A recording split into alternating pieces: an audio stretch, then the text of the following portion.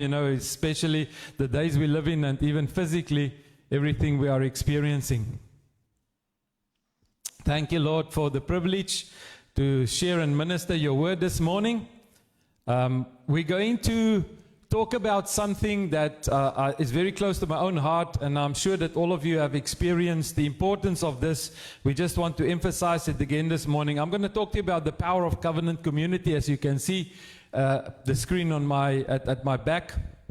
And we really want to ask the Holy Spirit this morning to come and minister this word to our hearts, so that it will be a word that will speak to you, and the word that will strengthen you, and that will just help us to get a new reality or a new fresh revelation of what covenant community is all about. Now, before we get into the main scripture that the Lord laid on my heart, I just want to take a moment to explain to you what we mean by covenant community.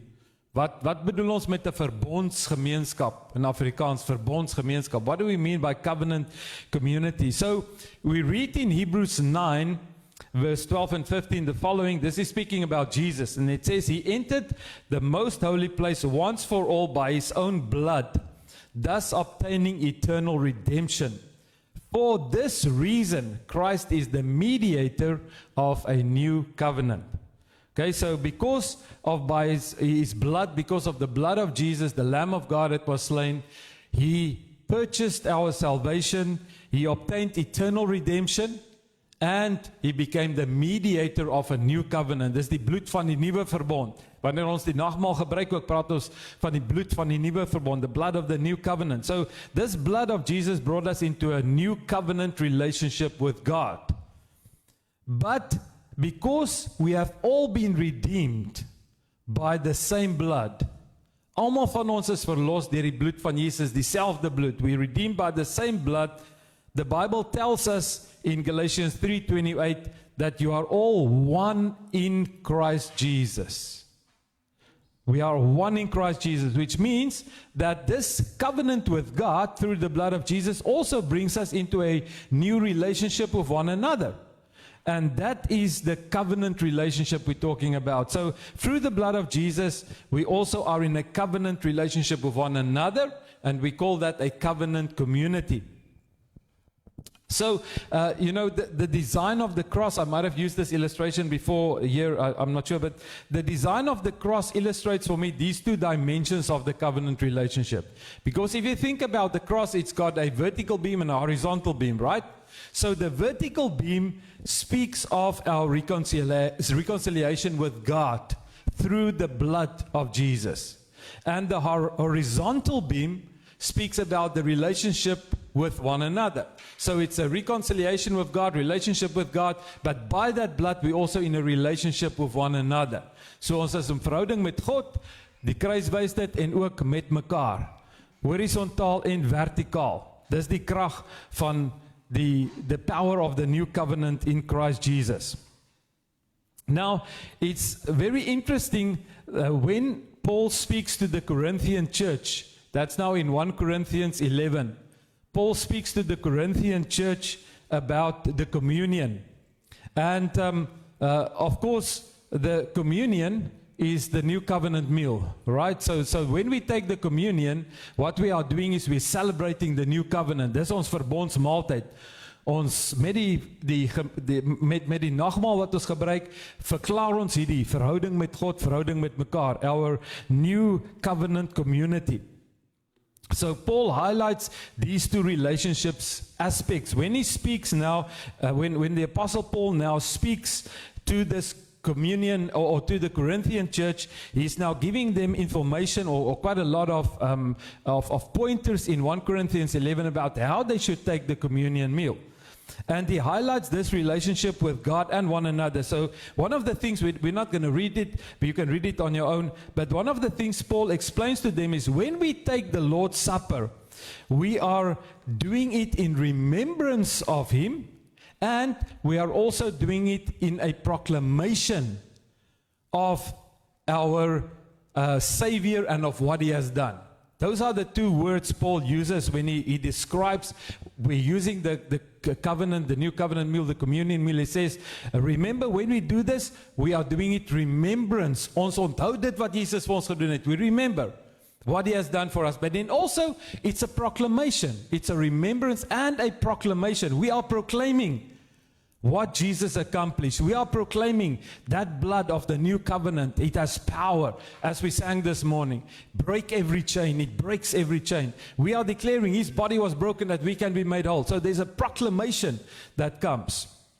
So Paul explains this to them. But then if you read 1 Corinthians 11, you will see he also goes into a great amount of detail about the relationships with one another. And he scolds the church. He rebukes the Corinthian church because of the divisions in the body and the way they treat each other. And, he goes as far in 1 Corinthians 11:22. He says this. He says, do you despise the church of God and humiliate those who have nothing? That's a stark rebuke, ne? Because of the way they were treating one another at the communion table when they were having communion. And then he says, examine yourself before you take communion. Examine yourself. Now, the context of examine yourself for most of us, when we read that passage and they talk about examine yourself before you take communion, we think it's just talking about looking into your own heart, looking at whether, there's sin, there's something you need to repent of before you take the communion. But in the context, it's more than that. That's part of it. But it's more than that. The context of this is examine how you treat one another. Examine your relationships with one another. Because if you don't, you can take the communion, he says, in an unworthy manner. And you sin against the body and the blood. And the body is the people. You sin against people. And then he actually goes on and he says about some of the consequences of this. That happen to people because they partake of the Lord's Supper, the communion, in an unworthy manner. So this is what I mean by covenant community. We're talking about a people that have brought into a covenant relationship with one another. And of course, through the relationship with God, the blood of Jesus, we're also in communion and in covenant with one another. And that is a covenant community. Okay, so that's just to clarify, what are we talking about? The power of covenant community. That's the covenant community we're talking about. But the main portion of scripture I want to focus on this morning is actually a well-known passage. It's in Matthew 18, verse 19 and 20. And this is what Jesus says. This is Jesus speaking. Let me just quickly grab some water. Sorry, just needed to lubricate the throat. Matthew 18, 19, 20, Jesus says this.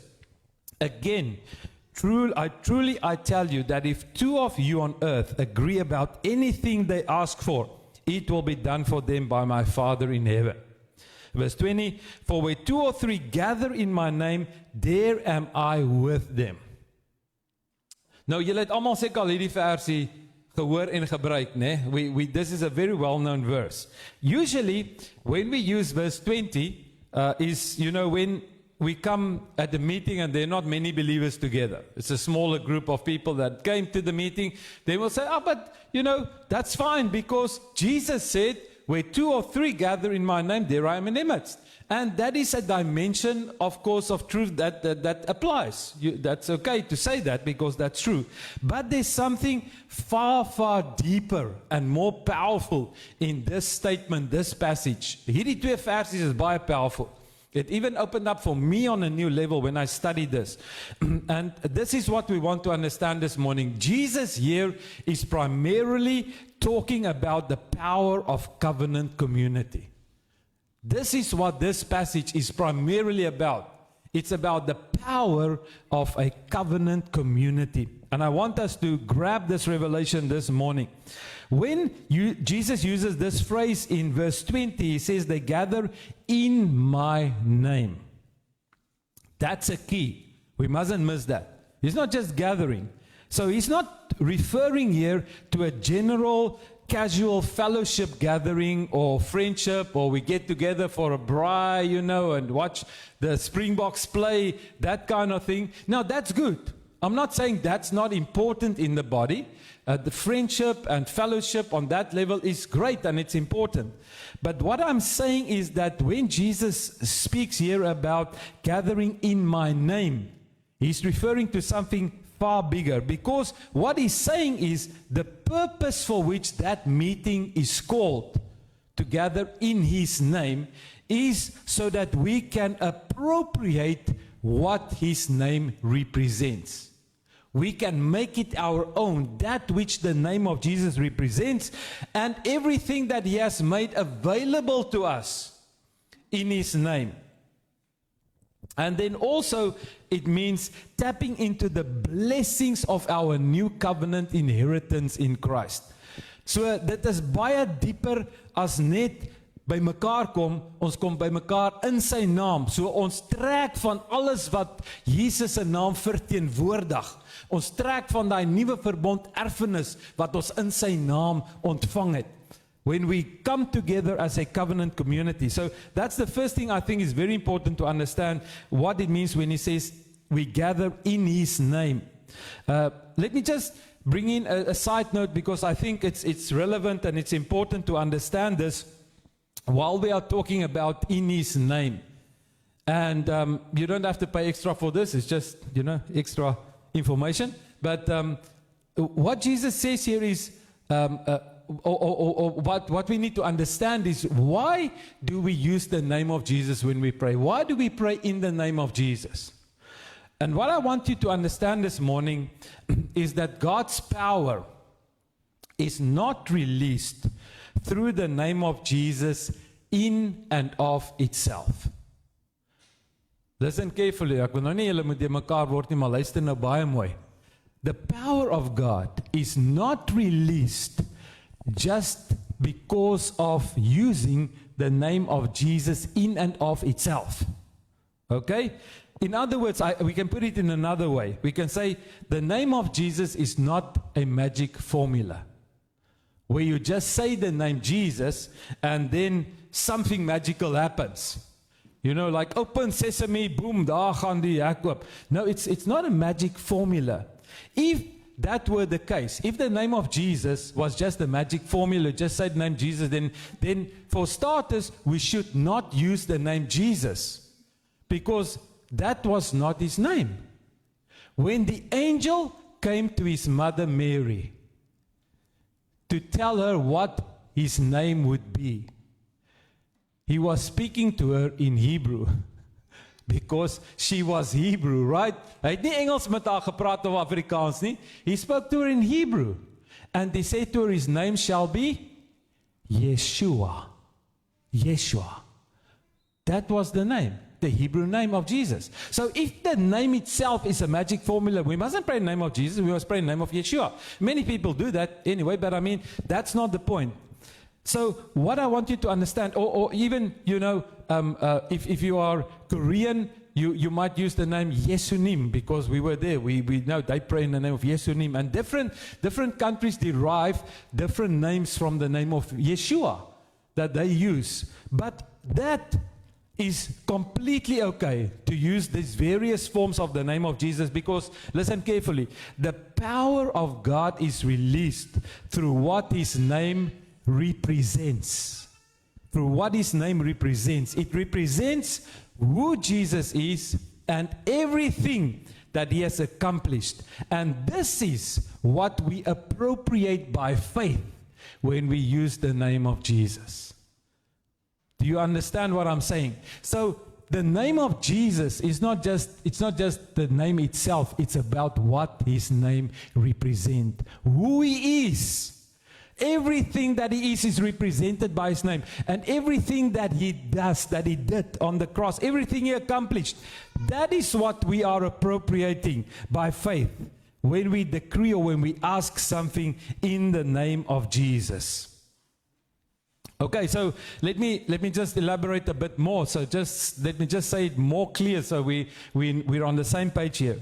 It is because of our position in Christ and our faith in the finished work of the cross that he has accomplished through his death and resurrection, that we have authority in the name of Jesus to release the miraculous power of God in the earth. Dis hoekom daar gesag is in die naam van Jesus. Want ons as gelowiges neem of verstaan en ons het 'n openbaring van wat die naam beteken van wie Jesus is. En ons is geposisioneer in Christus. Ons is in Christus, hy is in ons. En ons het geloof, wanneer ons daai naam gebruik, dat dit wat Jesus gedoen het, dit wat die oorwinning wat hy behaal het aan die kruis, daai oorwinning gaan vir ons die deurbraak gee. That which Jesus has accomplished, that is our victory. And we have faith in that. And that's why there's power in the name of Jesus. Like we sang this morning, there's power in the name of Jesus because of our relationship, our position in Him. Now, you say, well, prove that to me from the Bible. Okay, I'm glad you asked. Let me do it. In Acts chapter 19, we find an interesting story that explains this. Now, we don't have time to read the whole of Acts chapter 19. I'm just going to give you a summary. You can go and read Acts chapter 19 yourself. In Acts chapter 19, we see the Apostle Paul is in Ephesus. He's in the city of Ephesus, and God is using him mightily. He's doing powerful miracles. He's healing the sick. He's driving out demons. And then there are a couple of guys, 7 of them actually. They were the sons of the high priest Sceva. Do you remember? Have you ever read that story? The sons of Sceva, these 7 sons of Sceva, they check this out. And they say, wow, Paul is using the name of Jesus. He's driving out demons. And they also have a deliverance ministry. They say, we're going to try it as well. So there's a demon-possessed guy. They go up to this demon-possessed guy. They say to him, in the name of Jesus, whom Paul preaches, come out of this man. And the next moment, this demons in this man or demon answer them. And he says, I know Jesus. And I've heard about Paul, but who are you? And that man, the Bible tells us, jumped on them. And he gave them such a beating. All 7 of them, this is one man, demon-possessed man. He gave them such a beating that those 7 guys were left naked and bleeding. That's what the Bible tells us. Hy het hulle die mekaar geklap. Toe word die 7 seuns van Skeva, die 7 skewe seuns, soos hy hulle slag gegee het. So, remember now, these were sons of a Jewish high priest. They used the name of Jesus in perfect Hebrew. They were saying, in the name of Yeshua, come out of this man. Why did it not work? Because they did not have a personal relationship with Jesus. Because the name of Jesus is not a magic formula. That's what they thought. They thought the name of Jesus is the magic formula. If we can just say in the name of Jesus, then the demons have to listen. And then the demons gave them a surprise and didn't listen. Because they did not have authority that flowed out of a relationship. Our authority flows out of our relationship with the one who carries that name. Jou verhouding met die een wat daai naam dra, dis waar jou gesag is. En natuurlik jou geloof in dit wat Jesus bereik het, your faith in that which he has accomplished. Alright, so just as a side note, but I think it's important to understand. Let's just go back then to our main scripture, Matthew 18, verse 19 and 20. In verse 20, we read, for where 2 or 3 gather in my name, there am I with them. So, I hope we understand now the phrase, in my name, is not a casual fellowship. It's a fellowship, it's a meeting where we are meeting to appropriate that which the name, that what the name of Jesus represents. And we want to we're tapping into our new covenant inheritance in Christ. But the second part of this verse, there am I with them, is just as important to understand. So, what is the Lord speaking about? He's always with us. He never leaves us, never forsakes us. He lives within us. But what is he talking about? There am I with them. Why is he emphasizing that? He's talking about the manifestation of his presence. Die gemanifesteerde teenwoordigheid van God. Dis waarvan hy praat. So he's talking about the fact that when this covenant community gather in his name, appropriating that which Jesus accomplished for us, there will be a manifestation of his presence. He will be there with them. They will experience that manifested presence of God released in their midst. You know, the Apostle Paul tells us something very powerful in 2 Corinthians 4, 6, 7. He says this, for God, who said, let light shine out of darkness, made his light shine in our hearts to give us the light of the knowledge of God's glory displayed in the face of Christ. But we have this treasure in jars of clay to show that this all-surpassing power is from God and not from us. What an incredible treasure in this jar of clay. He's speaking about the light. Paul talks about the light of God. The same God who said, let there be light. When he created the universe, when he created the earth, let there be light. That same God made his light shine into our hearts. The light of God is there. He speaks about the glory of Christ. He speaks about the power, the all-surpassing power of God. All of that's within this clay jar. Just think about it. The God who created the universe, who holds it all together, he decided in his mercy and loving kindness, he's going to pour himself into this clay jar. Die God wat so groot is dat hy die heelal in sy hande hou en dit alles onderhou, hy het homself kom uitgiet binne in hierdie aarde kruik, in this clay jar. What an incredible treasure we have in this ordinary jar of clay. But now listen very carefully to go back to our scripture. Jesus is telling us that when these clay jars get together in covenant community, wanneer hierdie aardekruike by mekaar kom in 'n verbondsgemeenskap, when we get together in covenant community, in his name, we express covenant community, something happens. When I begin to pour out the light, the power, the glory, I begin to pour it out of my clay jar. And you begin to pour out, my brother clay jar begins to pour out the light, the glory, the power that is in him.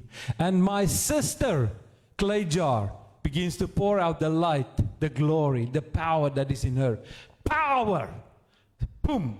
Suddenly, the Shekinah presence of God. That's what Shekinah means, right? You know that. It speaks about the manifested presence of God. Suddenly, there's a manifestation. The manifested presence of God breaks through, breaks open the heavens, and we get breakthrough in that which we are trusting God for. That is the power of covenant community that Jesus is talking about. So, I'm sure you're familiar with, the promise Jesus made. Those who receive the Holy Spirit, he said in John 7:38, whoever believes in me, as scripture has said, rivers or streams of living water will flow from their innermost being or from within them. Strome van lewende water sal vloei uit die binneste van die wat die Heilige Gees ontvang. Dit is die waarvan Jesus gepraat het, daar sê die skrif, dis van die Heilige Gees wat hulle sal ontvang. And note, it's a plural, it's not a river, it's rivers, streams, it's plural, rivers of living water. So the Holy Spirit wants to express himself through the believers in various ways and in different manifestations and different expressions. Now this, Paul explains also further in 1 Corinthians 14:26. Let's just quickly read that to get clarity on what we're talking about here. He says, what then shall we say, brothers and sisters? When you come together, see, there's the covenant community. When you come together in his name, each of you has a hymn or a word of instruction, a revelation, a tongue, or an interpretation. Everything must be done so that the church may be built up. So Paul is saying each one of us carry rivers of Holy Spirit living water within us. And it's meant to flow out of us to build up the church. Hierdie erdekruik het strome van lewende water, Heilige Gees water. This earthen vessel, this clay jar, is filled with streams of Holy Spirit living water, and you've been designed, you've been destined to pour it out. It's not meant to stay inside. Dis lekker hier binne, hy borrel hier binne my, but it mustn't just stay inside.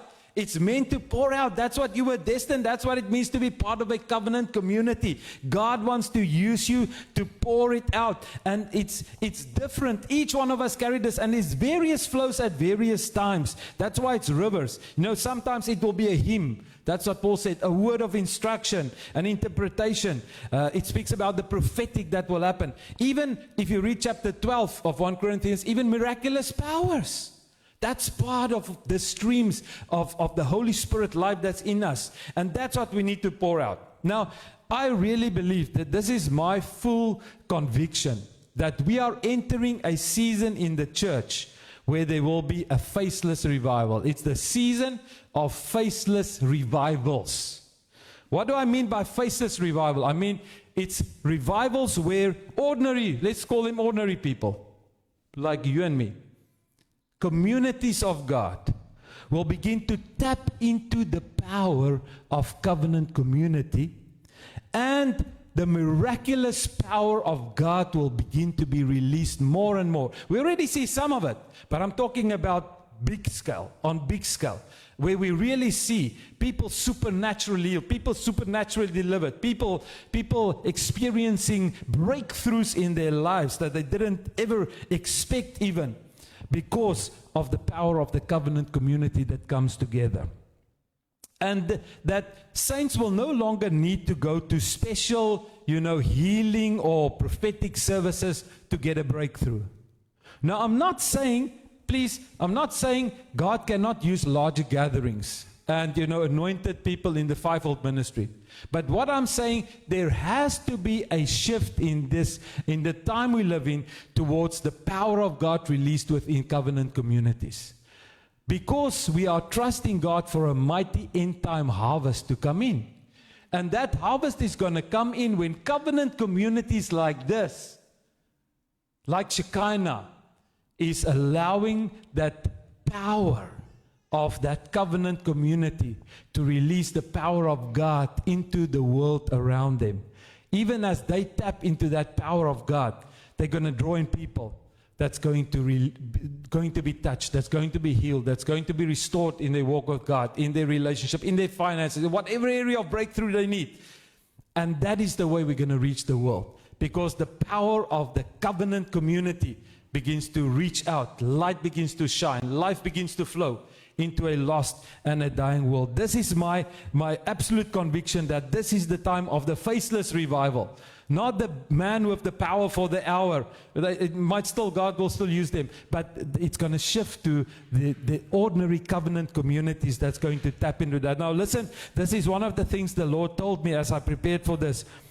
It's not a coincidence that the name of this fellowship is Shekinah, which means manifested presence. Because every time you say the name of this household, you are prophesying what we're talking about now. Elke keer wat jy die woord Shekinah sê, dan profeteer jy dit waaroor ons nou praat. En dis hoekom die vyand ook sal probeer om te stop wat die Here hier wil doen. But he will not succeed in Jesus' name. Keep prophesying. Lord, we are Shekinah. We are the place of manifested presence. We're going to see the power of covenant community grow and explode with the life of God. That's my prayer for you. I'm praying for you. And we keep praying that God's going to do this. So, just to go back to the main scripture, we're not far from done. So, as julle nog reg, julle is nog met my. Let's go back to the main scripture there, and it confirms what we're talking about now. If you look at verse 19, we've now looked at verse 20. But look at verse 19. Jesus said this, again, truly I tell you that if two of you on earth agree about anything that you ask for, it will be done for them by my Father in heaven. Daar's die deurbraak waarvan Jesus praat. Maar jy kan nie vers 19 en 20 losmaak van. You can't separate verse 19 and 20. Verse 19 sounds like, but Lord, we don't see this.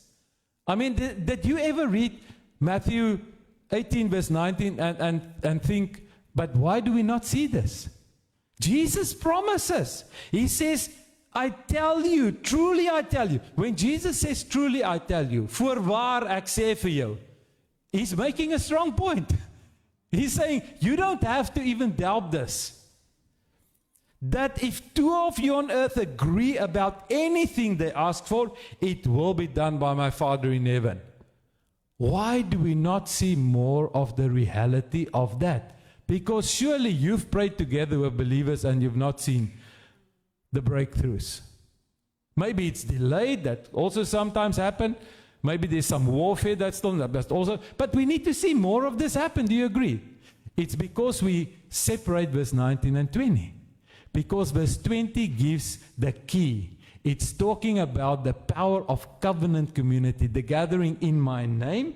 What we talked about now, the appropriation of everything Jesus has done, drawing in faith from our victory through the finished work of the cross. So that's part of it. And then there's also the manifested presence that we begin to see the Shekinah. We'll begin to see Him being there with us. So when the gathering of the covenant community happens, where we begin to see the Shekinah of God, the power of God, the working of the Holy Spirit, then what we agree on and ask the Father comes from the Spirit. It's not our own mind. We're not moved by our own emotions. It's what jy nou maar net graag wil hê nie. It's something that flows from the Spirit because it happens within this covenant community. And then Jesus said, truly I tell you, it shall be done. There will be breakthrough in prayer when this covenant community begins to function the way God has designed it to function. So it means, unfortunately, I can't just go and say, oh, my boet en sis, kom staan gou saam met my. Jesus sê ons moet net saamstem. Ek wil 'n nuwe BMW hê. Kom ons stem gou saam. Yes, amen. Môre dryf ek rond met my nuwe BMW. Sorry, it has to flow from the Spirit. It has to happen in the context of that covenant community that has met with God. And then what we ask for, it is done. Amen. Okay, so just another important point that I just want to make. 1 Corinthians or 2 Corinthians 2:11, Paul says, we must not be ignorant of the devil's schemes. And one of the schemes of the devil that the devil has is to attack relationships. Dis een van sy planne, een van die goed wat hy is nogal goed daarmee, ongelukkig. He attacks relationships in the church to break down covenant community because he fears. The enemy is not stupid. He knows when covenant community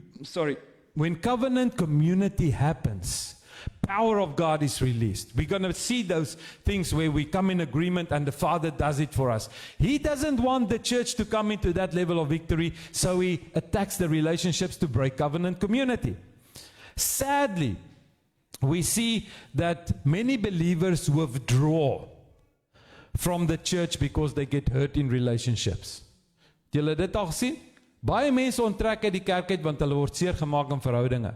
But now here's the sad reality. When you withdraw from covenant community, you are missing out. You are robbing yourself of one of the most powerful instruments God has created for spiritual breakthrough and victory. Jy beroof jouself van hierdie wonderlike instrument wat God geskep het van verbondsgemeenskap om deurbrake te kry when you withdraw from covenant community. So even if you get hurt, please understand there's a process of dying to self also that we need to go through sometimes. There's a process of forgiveness. We cannot allow covenant community to be broken. The Bible warns us in 2 Timothy, there will be terrible times in the last days. We see, just turn on the TV, you'll see the terrible times that the Bible prophesied. So more than ever, we need covenant community. We need to stand together. We need people to pray for us, to pray together, come in agreement. We need covenant community so that we can stand strong in this time. So if there's one call we need to heed, it's the one of Hebrews 10:25. You're all familiar with it. Let us not neglect the gathering of the saints. Don't neglect meeting together. Finally, I just want to quickly read through some one another scriptures, because this is part of covenant community, what we're talking about. You know, the Bible is full of one another, each other scriptures in the New Testament. Baie mekaar skrifte. Let's just quickly read through some of them, then we're going to have communion and pray for one another. This is what the Bible says, John. The first couple that I've got on here is about love. We all know about the love command. John 13:34, a new command I give you, love one another. There's the one another. Love one another. Romans 12, be devoted to one another in brotherly love. You can say sisterly love can also come in there. Brotherly, sisterly love. Honor one another above yourselves. As ons daai kan regkry, gaan ons al ver wees in die kerk met verbondsverhoudinge. Honor one another above yourselves. Galatians 5, serve one another in love. In Peter, love one another deeply from the heart. 1 John, let us love one another, for love comes from God. Romans 15, accept one another then, just as Christ accepted you. Ephesians 4, be kind and compassionate to one another, forgiving each other. Kind and compassionate to one another, forgiving each other. Colossians 3, bear with each other and forgive whatever grievances you may have against one another. Bear with each other. Oh, daar is ook 'n toetsie nie. Verdra mekaar. Ten spyte van die foute wat ons almal het. 1 Thessalonians, therefore encourage one another and build each other up. Encourage one another. Bemoedig mekaar, bou mekaar op, build each other up. And Hebrews 10, let us consider how we may spur one another on towards love and good deeds. Spur one another on towards love and good deeds. Sê maar, kom my boetie en sussie, kom ons doen dit wat die Here vir ons gegee het om te doen. Kom ons werk in hierdie verbondsgemeenskap. Kom ons wees lief vir mekaar. Kom ons laat Jesus se liefde uit ons lewe uitstraal na mekaar toe. Consider how we may spur one another on towards love and good deeds. Let's just pray. Father God, we thank you for your word. We thank you for the power of this word, Lord. We thank you that even as this word goes out over the airwaves, as this word goes out across wherever you want to send it, Father, that this word will bring life, this word will bring truth, this word will bring revelation. Even here in Shekinah, Lord, even for us that listen to the word this morning, let this word work revelation in us. Not just revelation, but transformation. Wherever we need to come in alignment with this word, Lord, let's come in alignment. Lord, we pray over Shekinah, that Shekinah will truly become a meeting place where the presence of God, the manifested presence of God, is visible. Lord, as they meet as covenant community, wherever they meet, whenever they meet, they will experience the power of a covenant community and the power of answered prayer, the power of the breakthroughs that come when true covenant community happens. And they will experience the manifested presence of God, bringing the breakthroughs, bringing the answered prayers. In Jesus' name we ask that, Father. Hallelujah and amen. Amen.